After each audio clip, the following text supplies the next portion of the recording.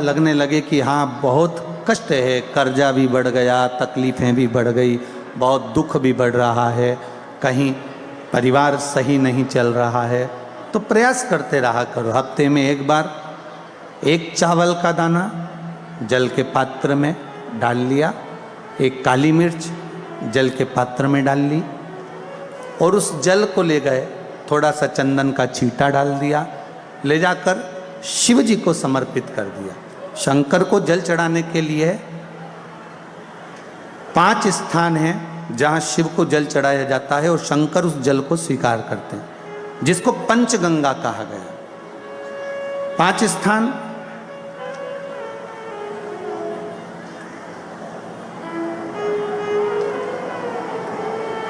अच्छे से समझ लीजिएगा, जब भी शिव मंदिर में जाएं तो ये 5 स्थान शिव को जल चढ़ाने के लिए जे रखा है। शिवलिंग, गोल जलाधारी, ये चरण जहाँ से पानी नीचे की ओर जाता है। शंकर भगवान के 13 बच्चे हैं, 13 की 13 बच्चे, शिव जी का संपूर्ण परिवार, 33 कोटि देवता, 64 योगनियाँ, सब शिवलिंग के आसपास में।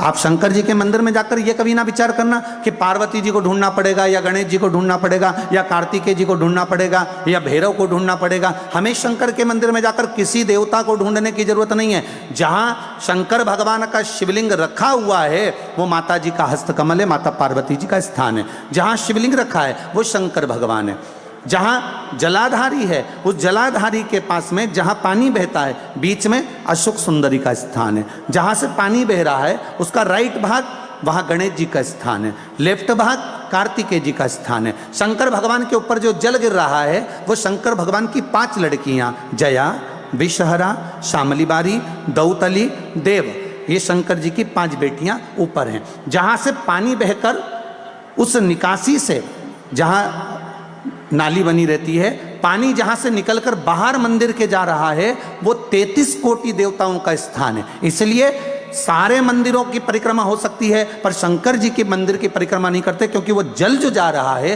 वो 33 कोटि देवताओं का स्थान है, उसको हम लांघ नहीं सकते। वो स्थान जल चढ़ाते समय आप इसका स्मरण रखें। पानी का जब पात्र लेकर जाते हैं मंदिर के अंदर, सबसे पहले शिव जी का जो जलाधारी है उसमें राइट भाग पर अपनी मनोकामना कर कर जल चढ़ाएं, फिर लेफ्ट भाग में चढ़ाएं रोग मुक्ति के लिए।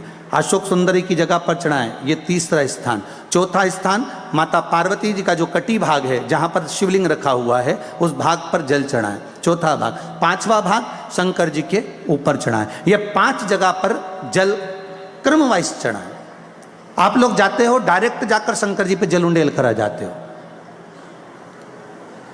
सीधे गए और शिव जी पे जाकर आपने जल चढ़ा दिया। हमारे यहाँ शास्त्र कहता है जैसे अपन देवताओं की पूजन करते हैं तो पंडित जी सबसे पहले पूजन किसकी कराते हैं?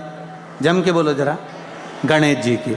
गणेश जी के बाद पूजन कराते कराते कराते कराते कराते कराते आगे के सारे देवता कराते कराते कराते कराते फिर मूल पूजन पर पहुँचते हैं। आप डायरेक्ट मूल पूजन पे पहुँच जाते हो। और सरल भाषा में समझ लो, जितनी सरल भाषा में समझोगे ना उतना अपने जीवन में उतर जाएगा।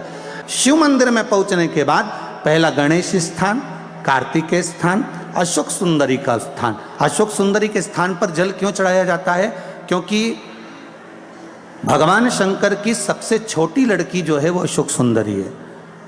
और ये जो छोटी लड़की है अशोक सुंदरी, ये नारी को अखंड सौभाग्यता का वर प्रदान करती है। कौन सी नारी को? किस नारी को अखंड सौभाग्यता देती है?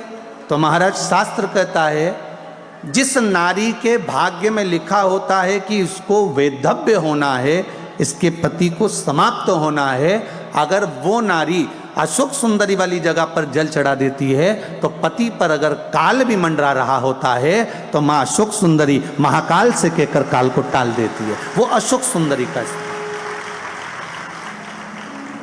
वो माता अशोक सुंदरी का स्थान।